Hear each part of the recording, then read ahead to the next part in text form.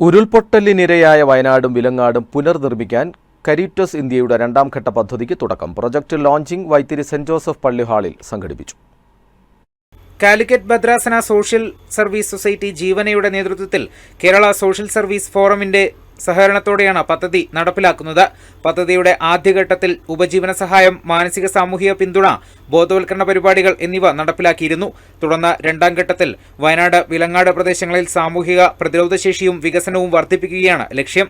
ഇവിടെയുള്ള ജനങ്ങളെ ഒന്ന് സേഫ് ആക്കി വെക്കുക, അത് ഉള്ളിൽ തന്നെ സേഫ്റ്റി ഉറപ്പാക്കുക, അതുപോലെ തന്നെ മറ്റുള്ളവരിലേക്കും ഈ സേഫ്റ്റി പകർത്തി വിടുക എന്നുള്ളതാണ്. ഒപ്പം തന്നെ കണക്ട് ചെയ്യുക. കാരണം ഈ ഒരു ലാൻഡ് സ്ലൈഡ് കൊണ്ട് പലതരത്തിലും തകർക്കപ്പെട്ടിട്ടുള്ള അവസ്ഥകൾ ഉണ്ടായിട്ടുണ്ട്. അത് മെന്റലി തകർന്നിരിക്കുന്ന അവസ്ഥയായിരിക്കാം, സാമ്പത്തികമായി തകർന്നുപോയിരിക്കാം, അതുപോലെ തന്നെ ബന്ധുക്കള്, മിത്രങ്ങള്, വസ്തുക്കൾ എല്ലാം തകർന്നിരിക്കുന്ന അവസ്ഥയിലായിരിക്കും. ഈ തകർന്നപ്പെട്ടിരിക്കുന്ന ആളുകളെ ഒരുമിച്ച് കൂട്ടായ്മയിലേക്ക് കൊണ്ടുവരാനുള്ള ഒരു ലക്ഷ്യം കൂടിയാണുള്ളത്. വയനാട് ജില്ലാ പഞ്ചായത്ത് പ്രസിഡന്റ് സംഷാദ് മരക്കാർ പദ്ധതി ഔപചാരികമായി ഉദ്ഘാടനം ചെയ്തു.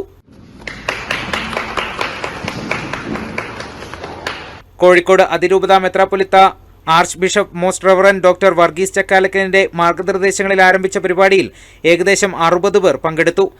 റവറന്റ് ഡോക്ടർ ജെൻസൺ പുത്തൻവീട്ടിൽ അധ്യക്ഷനായി. ജീവന director reverend father Alfred Vadakkethundil, Caritas India സംസ്ഥാന ഓഫീസർ അബീഷ് ആന്റണി എന്നിവർ സംസാരിച്ചു. സാമൂഹിക, സാംസ്കാരിക, രാഷ്ട്രീയ രംഗങ്ങളിലെ പ്രമുഖർ പരിപാടിയിൽ പങ്കെടുത്തു. ജിൻസ് തോട്ടുങ്കര, വയനാട് വിഷൻ, വൈത്തിരി.